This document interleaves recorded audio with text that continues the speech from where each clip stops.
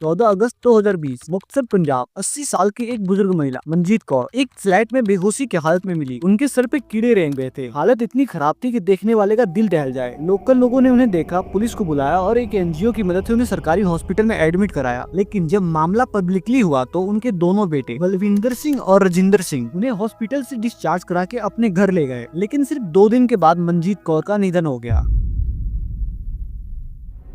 उनके बेटों ने उनका तुरंत ही अंतिम संस्कार कर दिया। दोनों बेटे काफी पावरफुल थे, एक सरकारी ऑफिसर और दूसरा पॉलिटिशियन। लोकल लोगों ने बताया दोनों बेटे अलग रहते हैं और माँ को एक नौकर के पास छोड़ रखा था। और सबसे शॉकिंग बात, पुलिस ने केस तक फाइल नहीं की और बेटों ने बहुत ही आसानी से इस इंजाम को नकार दिया। पर ये सिर्फ एक केस नहीं है। प्रयागराज महाकुंभ में 3 बेटों ने अपने बुजुर्ग माँ बाप को ठंडी रात में वहीं छोड़ दिया। ऐसे ही एक और वीडियो वायरल हुआ था हरियाणा से। एक बेटी अपने माँ को बहुत ही ज्यादा गंदा ट्रीट कर रही है और मारपीट कर रही है बस प्रॉपर्टी के लिए।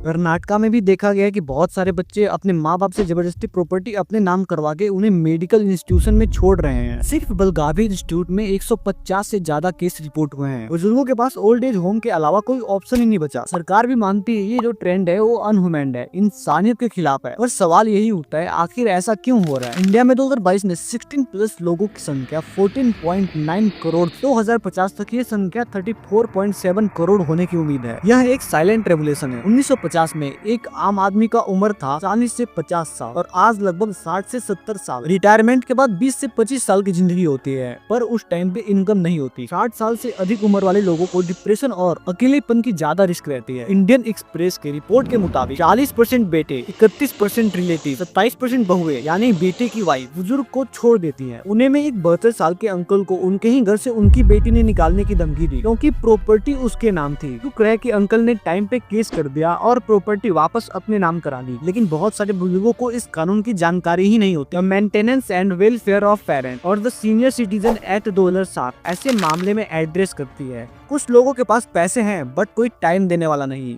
खासकर वो बच्चे जो एब्रोड सेटल है। पैसे तो भेजते हैं बट इमोशनल सपोर्ट नहीं दे पाते। ऐसे में ओल्ड एज होम मात्र एक ऑप्शन रह जाता है। ओल्ड एज होम भी 2 टाइप के होते हैं, लग्जरी और बेसिक। लग्जरी में AC room, garden, medical facility, outing का सब स्पेस, सब कुछ मिलता है। लेकिन ये अफोर्ड वही कर सकता है जो पैसे वाला। बेसिक ओल्ड एज होम में स्टाफ कम, फैसिलिटी कम और कंडीशन खराब होती है। लग्जरी ओल्ड एज होम की फीस 30,000 से 1 लाख रुपए महीना तक होती है और बेसिक वाला 5,000 से 10,000 के बीच में होता है। और गवर्नमेंट ओल्ड एज होम की बात करें तो उनकी वेटिंग लिस्ट बहुत लंबी होती है। अब हम बात करते हैं फैमिली स्ट्रक्चर की। पहले ज्वाइंट फैमिली थी, अब न्यूक्लियर फैमिली ट्रेंड में है। 2011 की जनगणना कहती है अब ज्वाइंट फैमिली मात्र 20% ही रह गई है। अर्बन एरिया में तो ये लुप्त होने के कगार पे है। इंडस्ट्रियलाइजेशन के बाद लोग शहरों की ओर भागने लगे और पीछे रह जाते हैं बुजुर्ग माँ बाप और शुरू होती है एक अकेलेपन की जिंदगी। 18 की उम्र में अपनी लाइफ खुद बनाओ, अच्छी बात है, जोश है, बनाओ, लेकिन किसी टाइम पे वापस भी तो आ जाओ। ये क्या बात हुई, 18 साल तक तो अपने माँ बाप को यूज किया, उसके बाद फ्रीडम के नाम पे आप अपना देखो जी, अपना देखें। आजकल हेल्थ इशू भी बढ़ते जा रहे हैं। हार्ट, डायबिटीज, कैंसर, इन सब के लिए एक स्पेशल केयर चाहिए जो कि आजकल फैमिलीज नहीं दे पाती। महिलाओं के केस में फैमिलाइजेशन ऑफ एजिंग का मुद्दा सामने आता है।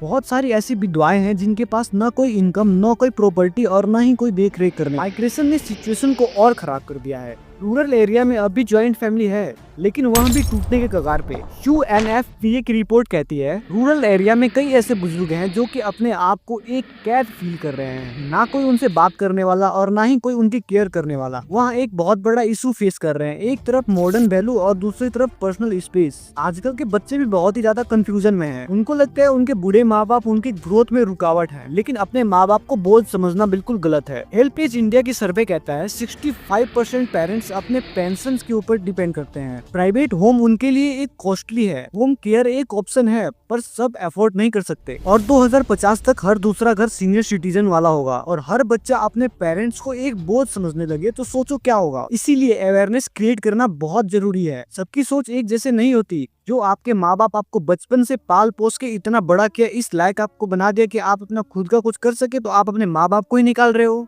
जब निकाल दिया कि घर से बाहर हो जाओ तो अब बेकार हो गए कि मैं पहले चीज का मरीज हूँ, कमा नहीं सकता, और क्या करोगे, और क्या करोगे, जाओ अपने साथ। सोचो क्या कर रहे हो तुम। क्या तुम्हारे माँ बाप ने तुम्हें इसलिए इतना लायक बनाया कि तुम उन्हें थोड़ा टाइम भी ना दे सको। मैं सोचती हूँ कि पता नहीं भगवान मैंने क्या गलती की है जो मुझे आज एक दिन देखता हूँ।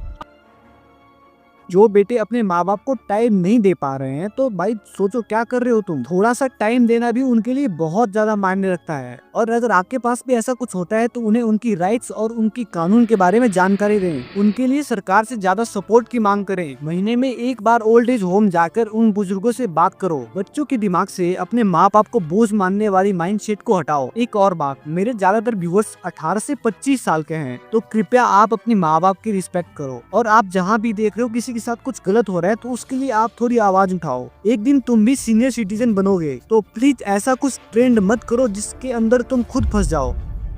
फिर आना एक एज के बाद पेरेंट्स अपने आप जिंदा नहीं रह पाते, उनको जिंदा रखना पड़ता है और वो जिम्मेदारी बच्चों का ही है।